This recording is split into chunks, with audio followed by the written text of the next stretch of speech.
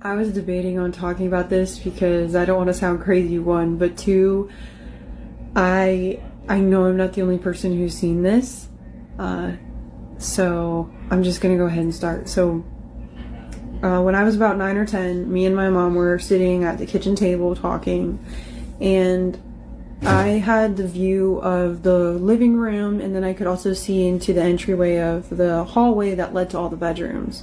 So we're talking, and I just so happened to glance over my mother's shoulder, and that's when I saw the Hat Man.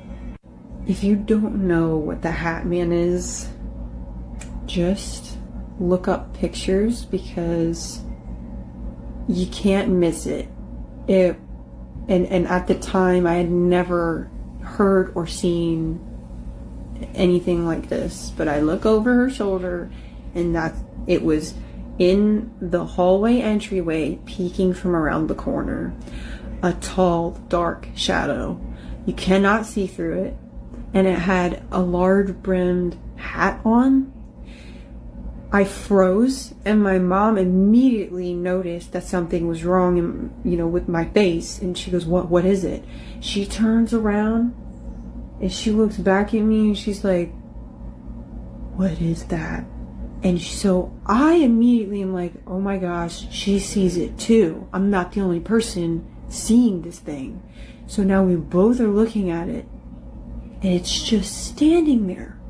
It won't move. It's not like one of those times where, oh, I just saw something at the corner of my eye. It was there, and it was staying there, and it stood there for, I swear, about 30 seconds. It was there, and then it just slowly backed out of view into the hallway. As soon as that thing was gone, I jumped up out of my seat, and both me and my mother go over there, and we open every single door in that hallway, and there's absolutely nobody. There's no one there. My dad was working at a late shift, and my sister was at our grandparents' house sleeping over. We both saw it, and to this day, we both still talk about it. It's stayed with me to this day. It's one thing that I cannot shake off, and I know I'm not the only one who's seen it. I am glad you asked this question because I have so many more stories. The house that I grew up in actually has the most stories within its walls because I grew up there, but two, this house, my mother's house, actually was built upon old farm plantation. And there's an intersection by the house where a house actually used to be standing, and it's obviously not there anymore. It's an intersection for a road. And then there used to be a railroad track that ran through behind the neighborhood. I'm gonna start off one ghost at a time, and yes, I say one ghost at a time because there was more than one residing in our home before we got it cleansed. To this day, there is still spirit residing there, even though we got it cleansed. So when I was about 10 years old, around the time that I actually saw the Hat Man, and if you haven't seen that video, go back to my profile and look at it because that's a real creepy one. But I was laying in my bed one night, and I was facing a wall, and I had windows on either side of my room. That part doesn't matter, but it's just to give a preference of what we're looking at here. So I'm drifting off to sleep, and I wake up suddenly. The second I open my eyes, I'm looking at a shadow walking across my wall really slowly. And I'm going to describe it to you because even though it was a shadow, it actually had detail still. So it had hands that were out. Think of Igor, okay, hunched back, like hunched over, creeping across the wall, and its fingers were like gnarled like this. They looked decrepit.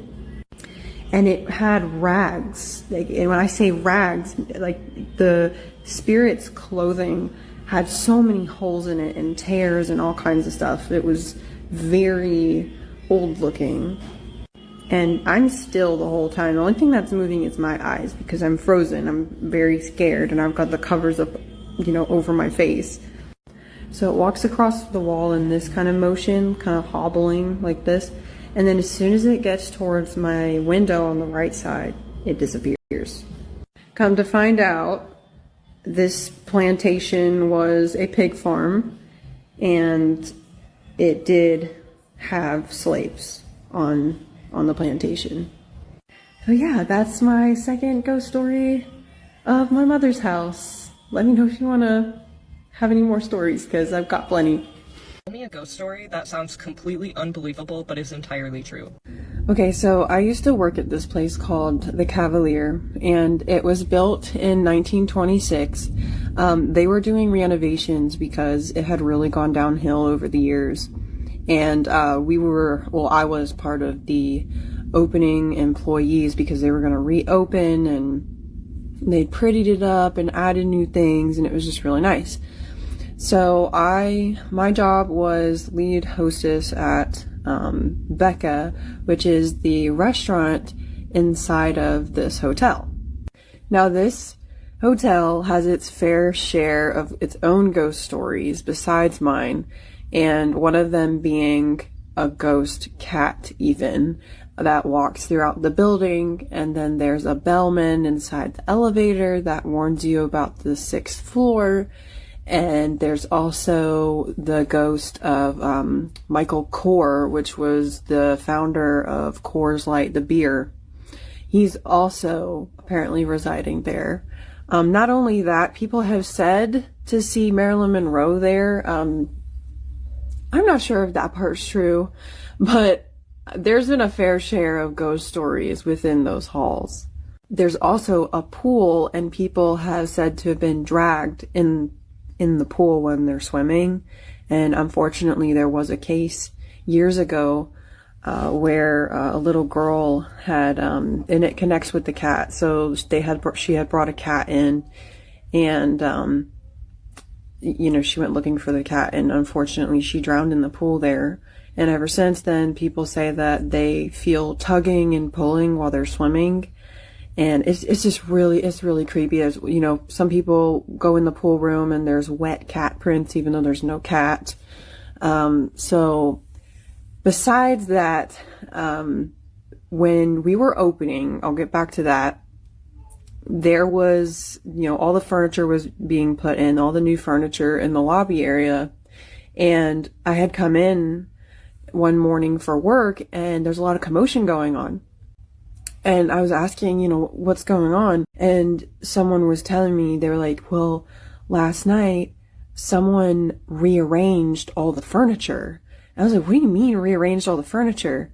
And they're like, well, they didn't have the camera set up yet, except for in the front. And they didn't have a camera set up yet in the lobby. And all the furniture had been rearranged when they came in. And the last person out was last night.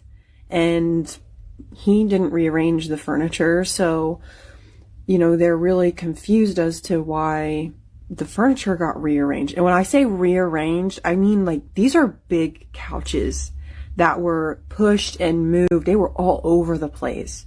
So now we're open, right? So we're open, there's lots of customers coming, people are renting rooms, it's great. So I'm in charge of taking reservations for this restaurant. And, I have a spiel that I'm supposed to say when I answer the phone, thank you for calling, Becca at the Cavalier, how can I help you? And I, get a call, and I pick up the phone, and it's really staticky on the line. And it's this woman on the other end of the line, and she goes, hello, can you hear me? And I said, yes, can you hear me? And she says, yes. And she has this transatlantic accent. Okay. If you don't know what that is, think back in the old movies, how they used to talk. Okay. Very, but she sounded young, she didn't sound like an old lady. And she was asking me, is this the Cavalier? I said, yes, this is the Cavalier. Are you looking to book a room, or are you looking for Becca, the restaurant, because you've called the restaurant? And she says, oh, well, I I remember the Cavalier, and it was so beautiful. And she just started going on and on about, I remember the days, and she was reminiscing.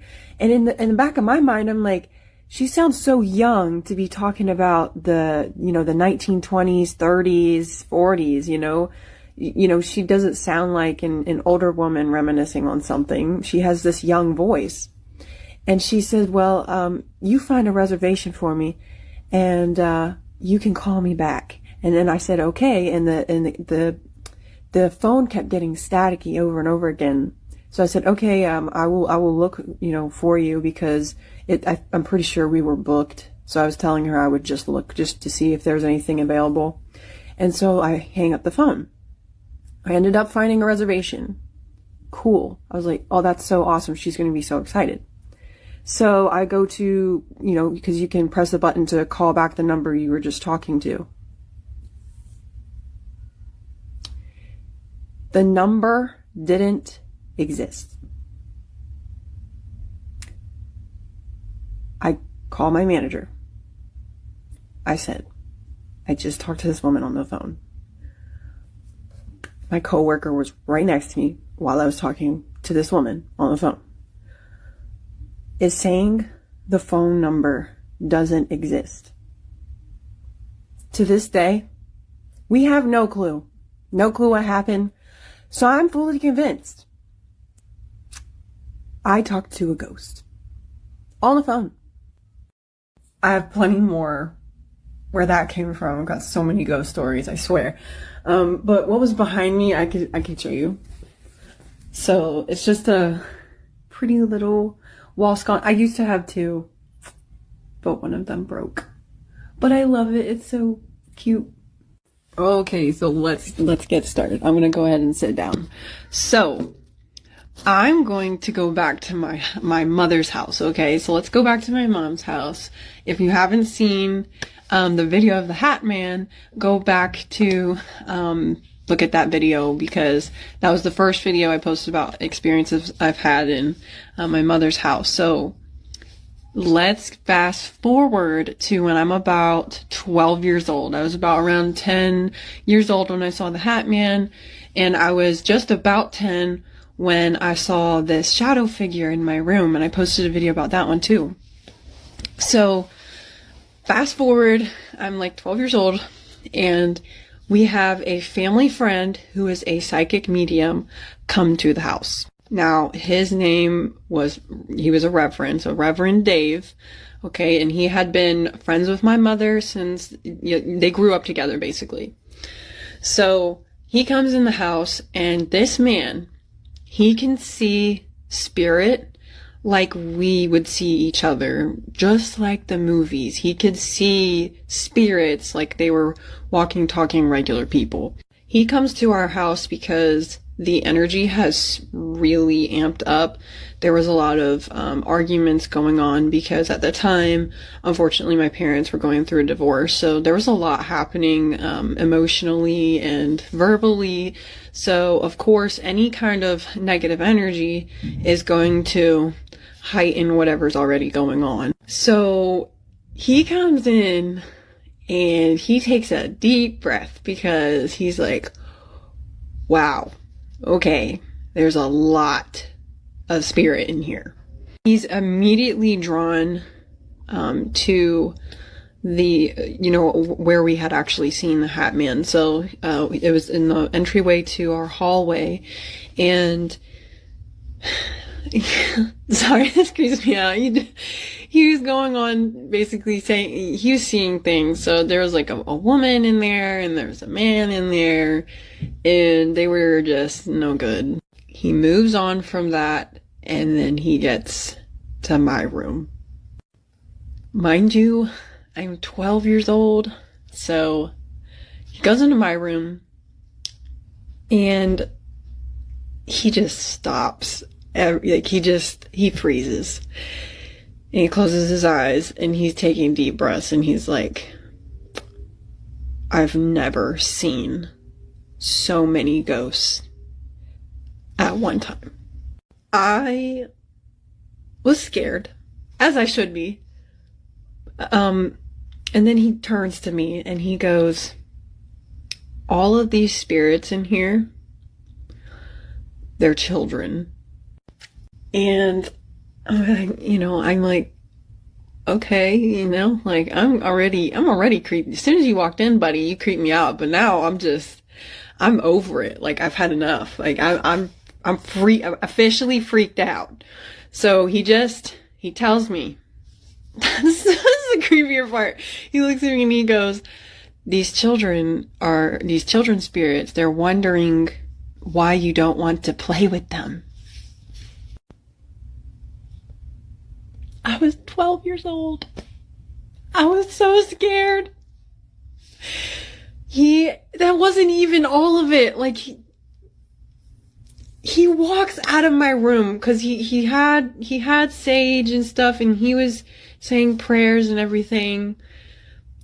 But here's the craziest part about him in my room.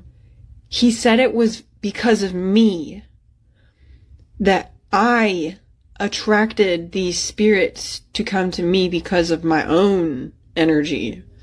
This is a lot for a 12-year-old to even just think about, process. I mean, this is crazy. I mean, anyone would think this is insane, right?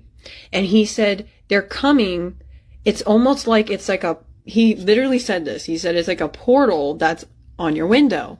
Notice this is a lot to take in. Bear with me, okay? The craziest part about that was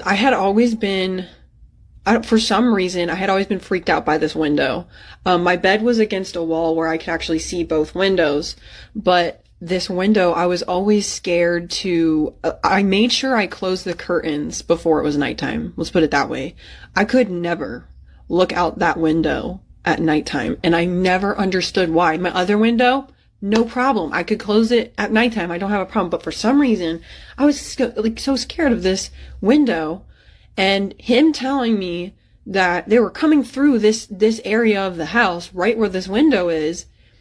It basically clicked. It made so much sense to me. I was like, well, maybe that's why it for some reason unnerves me. This window unnerves me all the time. Now I've got to make different videos for the rest of the house because those are also, each have their own story. He went through literally the life of these ghosts. So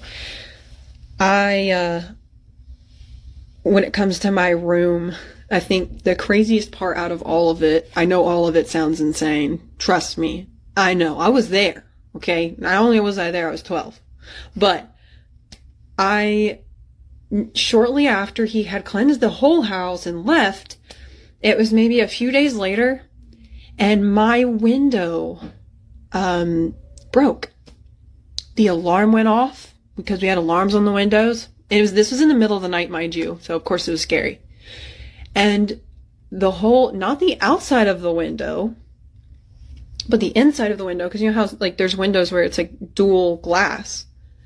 The inside of it broke down from the right top side all the way to the left bottom side. Just completely and I mean, there was no explanation for it. I mean, I was asleep. I didn't do it.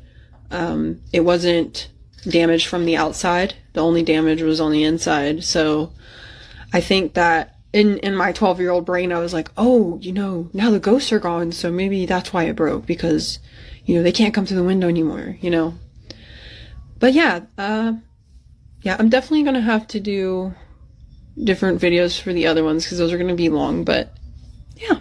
Tell me a ghost story that sounds completely unbelievable but is entirely true. Okay, just bear with me on this one because this is a little bit of a long one, but I've posted 2 other stitches because I've got a lot of ghost stories, but this one's up here because I also didn't experience it by myself. I was with a group of friends. So I'm going to be talking about a place called Crawford Road in Virginia. And this place was notorious among the teenagers. We're going back to, I'm about 17 years old. And, rumors spread about this place. Like, oh, this is one of the spots to go to if you want to get spooked out, and it's one of the haunted places in the area. So you know, think back 2016 summertime, okay? Me and my friends, we go out and we're like, you know what? Let's go hit up this place. Let's go see if it's actually creepy. So it took us a while to get there, and this road has no streetlights. It is one of those roads where you need your brights on because, yeah, you can't see anything. It's just pitch dark. And there's woods on either side. And this bridge is on this road, and you drive under the bridge, and that is the spot that everyone talks about, is this bridge. So we get there, and we're already creeped out. One, because it's just completely dark. There's no lights, there's no nothing. And if you were to continue down that road, it would lead into a neighborhood, but it was still dark, still no street lights till a certain point. And so we get out of the car, and our dumb selves decide, you know what, let's go on top of this creepy bridge. And so on the top of this bridge is an old road that's no longer being used by the public. So we decided to just go walking on it because, you know, why not? And there's this sign up there that had pew pew holes in it. And we were just like, oh, that's so stupid. Someone came out here and, you know, shot up the sign. And we were like, you know, let's just continue walking in the dark by the woods. So we're walking around for probably 5 to 10 minutes. And then all of a sudden, the woods, they go completely silent. You know how during the summertime, the woods are just alive with sound, crickets, birds, frogs, it's just really noisy, cicadas, like there's just so much going on. Well, it was one of those times where we're all just talking, and then one by one, we stopped talking because the woods got quiet. And my friend goes, why did it get so quiet? And we're all standing there. And then we hear to the left of us footsteps in the woods. Like just feet away, we hear footsteps. So we start booking it the other way. All of us start running because we have absolutely no clue why the woods got so silent. Usually that is just not a good thing.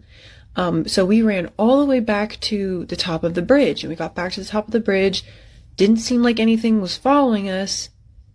But then when we got to the car, we walked back down to get in the car because we're all spooked. And then we hear crying. Someone was, or something was crying, and it sounded like the weeping crying. You know, when you have like your hands over your face, like it was muffled crying. And we're all sitting there for a second. All of us are hearing this. It's not just me. And listen, I've seen enough horror movies, okay? I'm not going to be the stupid one. And neither were any of my other friends. We're like, yep, time to go. Let's get out of here. Let's go and get in the car. So we all pile in and we start driving away from the bridge back home.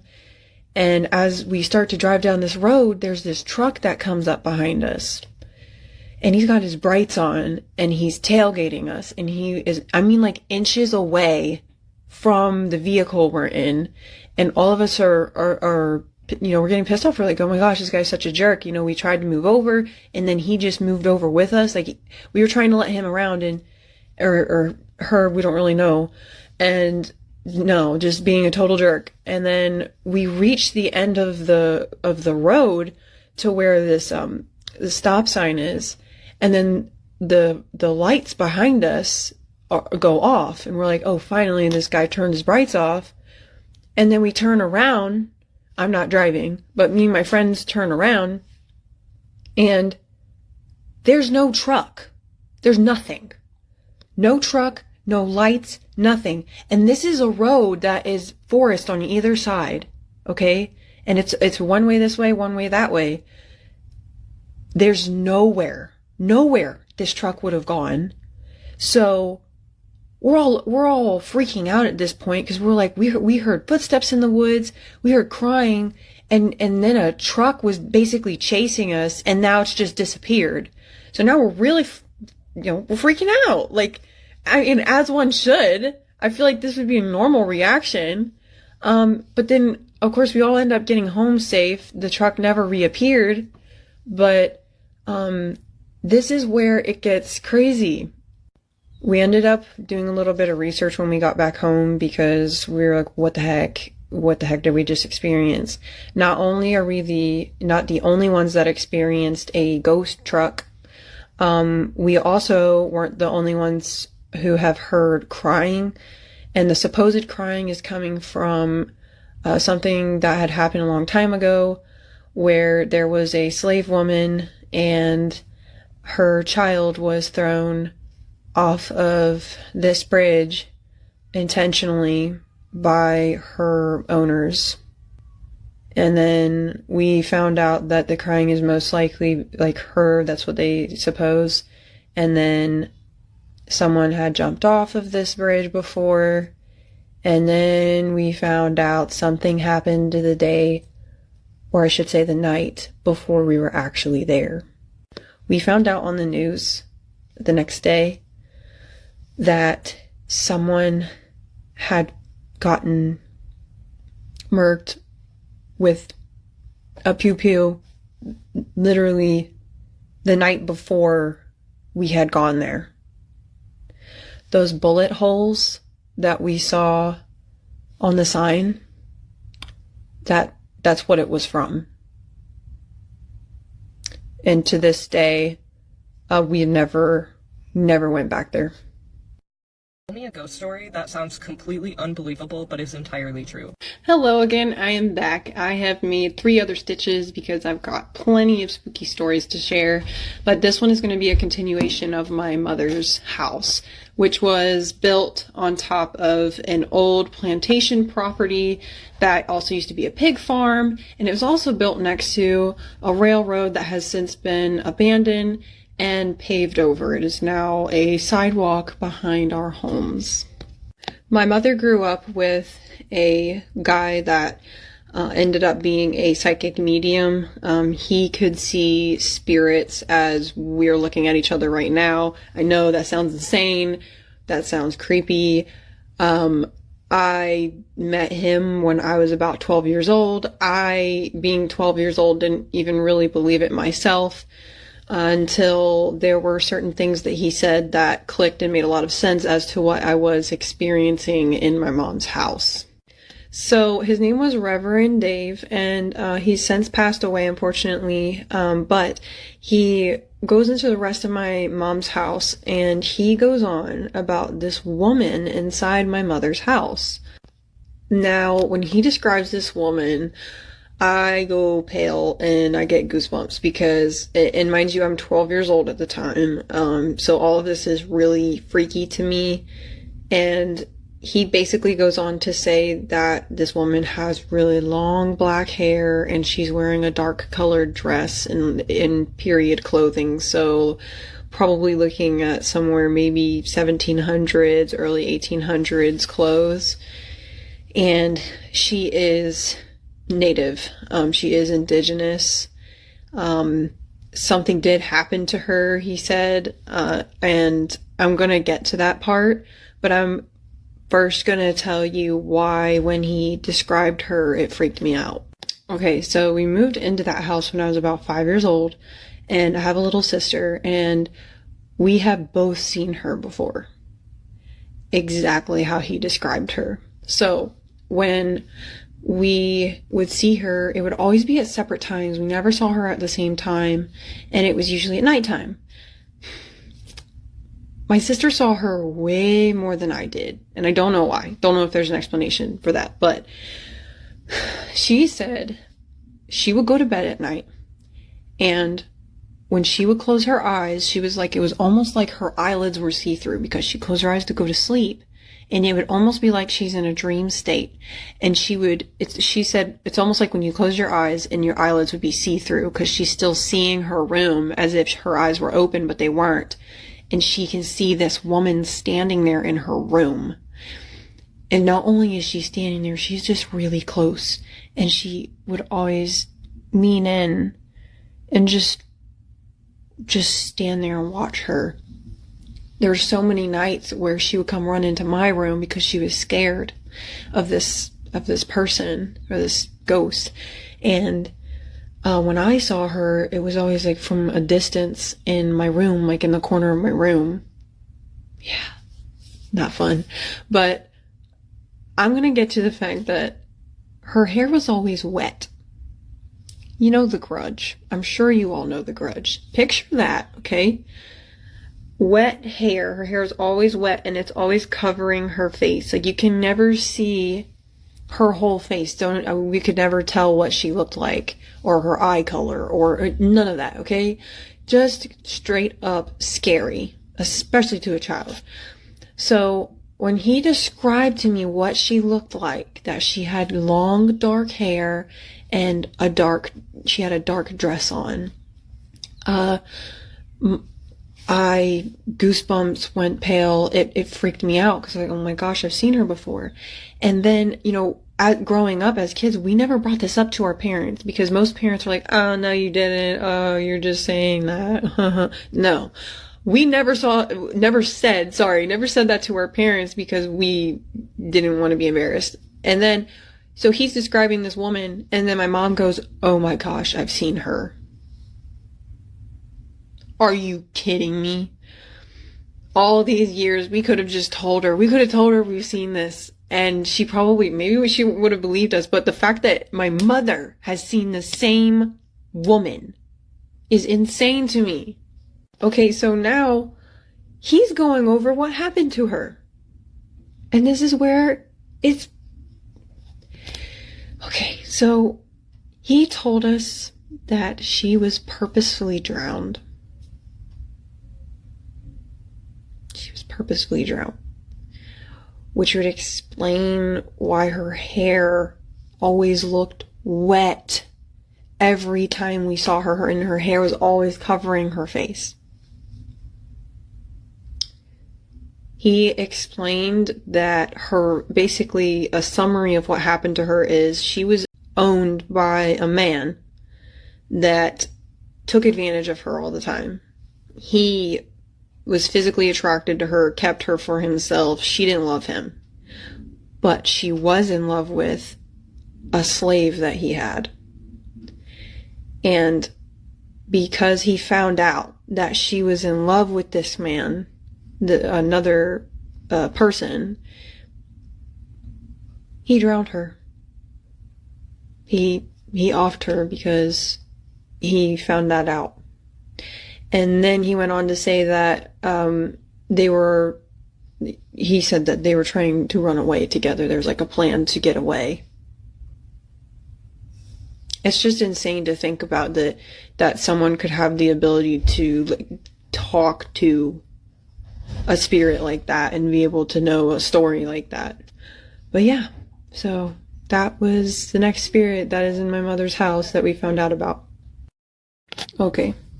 I have more. So I'm going to go over this other entity. I did not get his life story. The psychic medium that came to our house basically said that this person was very, you don't want to say bad, but just leave me alone. It was that kind of energy. Like, don't talk to me, don't look at me, leave me the hell alone. So he walked into the garage. Now, during this time, the garage was the garage, but it has since then, my mother's garage has been transformed into a kind of movie room. They put up walls where the garage doors used to be, and it's now just one big dark room. It's also where the entryway to the attic is. So, this man lived during the time this place was a plantation, and from what the psychic medium said, he basically was going along the lines of he was like the top guy. He was above most of the other slaves that were working on the property, and he was an extremely hard worker, and he loved his space. And when you came into his space, it was a problem, and that explained a lot of things. So now I'm going to tell you about everything we've experienced from that room. So this is where a lot of things happened in the house that you would typically see in a movie. So we're talking things moving on their own, and my mom had turned it into a movie room. So there's this big TV, and we would want to have sleepovers in there because that was the cool room. You know, we've got a big TV in there and it's dark in there, whatever. And I'm getting chills talking about this. So there was this one time we were having a sleepover and with friends, and we were watching the TV, and the TV it turns off. So who sat on the remote? Who's messing with the remote? And the remote was up on a table, so it wasn't any of us. So we turned it back on, and we're watching the movie, and it turns off again. And not only does it turn off, it switches to like an old show, like a black and white show. And we thought that was kind of weird, but we also didn't think it was really weird because at the time, one of our family members used to watch like old Western stuff all the time. So we're like, oh, that's, whatever. We thought that it changed to that, so we didn't really pay any mind. But then it kept happening to the point where we didn't want to watch the TV anymore because we couldn't, because it kept getting messed up. So we gave up on that, and we just had the rest of our sleepover, and that was it for that time. But there were more things that would happen even when I didn't have people over. And one of the things would be TV gets turned off. A few minutes later, we're in the living room, and we're like, what is that sound? Sounds like someone's talking. Go in the movie room, TV's back on, and there's something playing on the TV, an old show or just nothing. Just the TV's on. There's been a time where that's happened, and there's also been a time where the remote itself has moved, where like I put it down next to me, and I look away, or I'm looking at the TV, and then I look down, and the remote's gone. So I'm looking for the remote. The whole room, I'm looking for this remote, and I'm the only person in there. And what happens? I turn the hell back around, and the freaking remote is in the place that I put it. Why the hell else would I be looking around the room for the remote if I couldn't find it? I mean, come on. Alright, so one of the things that really creeps me out is this one time we were basically having a sleepover, and I woke up like in the middle of the night. Whew, I don't like talking about this. I woke up in the middle of the night, and I thought I heard a bang. And I was, of course, I'm like coming to, like I'm waking up. So my eyes are still closed, and I can hear footsteps. So I'm thinking, oh, that's probably one of my friends got up or something. That's why I got up, because they woke me up. But no, it wasn't. I opened my eyes, and I was facing up, which is kind of weird because I usually sleep on my side. But anyways, my eyes open, and the entrance to the attic was like this. It was slightly ajar, and I'm just kind of like stuck looking at it, freaking out, and I was basically frozen, and then it just like goes like that, and it made me jump. I feel like I'd make anyone jump. It made me jump. And I'm like shaking my friend awake, and they're just out, like they're just out like a light. So I just like pull the covers up all the way up to here, and I just turn to my side, and I just tried to ignore it. But that guy did not like us being in there. So one of the last things that happened, I wasn't alone, and I was with my mother, my sister, and there was 2 other people. We were sitting on the couch, and when you're sitting on the couch in the living room, the laundry room, so there's the kitchen to your left and the laundry room, there's a door to the laundry room, and then there's a door in the laundry room that goes to the garage. So the psychic medium basically told us that not only is he kind of, the garage is the domain, but the laundry room is pretty much included because it's a main space, pretty much. So we think that he did this, but anytime you left the door open to the laundry room, it would close somehow on its own most of the time. Not every time, but most of the time.